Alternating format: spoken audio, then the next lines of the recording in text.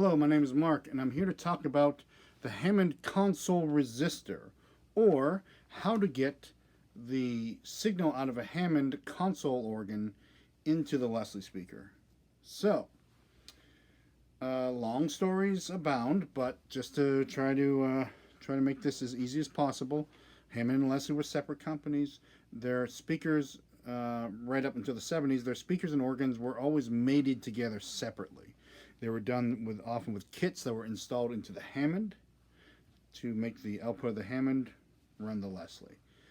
In this case, Leslie, when we talk about the console organs, we talk about an organ that has, and not just the Hammonds, but there are other organs that didn't have a preamp out that was easy to get to. So Leslie decided to use the speaker output.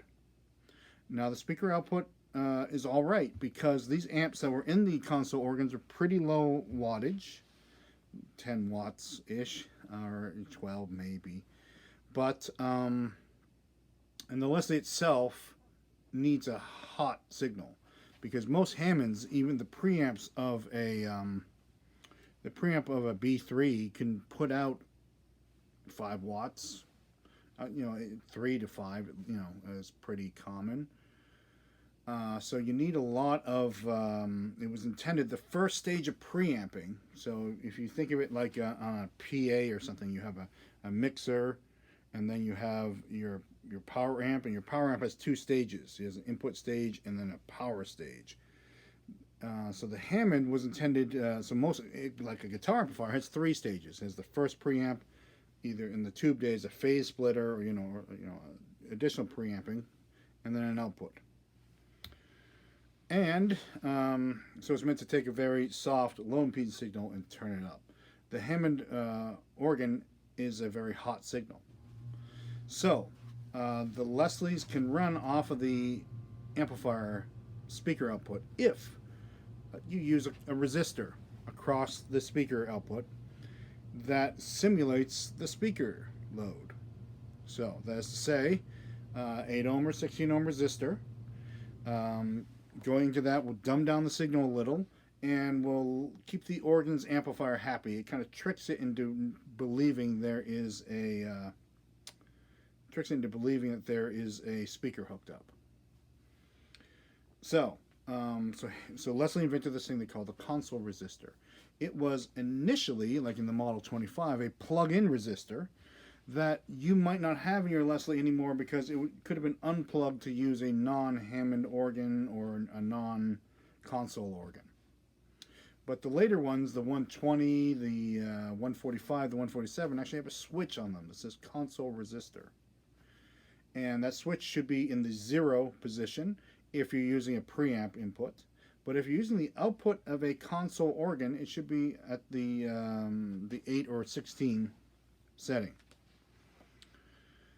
So, if you're trying to plug one of those M3s or L100s or any of those other great old console organs into a later Leslie, or a Leslie it wasn't intended to work with, like a 122 or a 142, then you yourself would have to put that console resistor in line. So you could use the output of your organ as the input of the Leslie. I actually make a little box that is not only does it have the console resistor in it, but it has a variable L pad, so you can dial in just the right amount of signal that your Leslie wants to get. Because Leslies are a little different, and organs are a little different.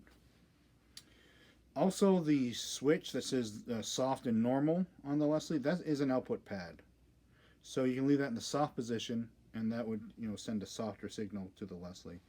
Of course, your foot is on a pedal, but I kind of like to have that switch on loud and my pedal down a lot.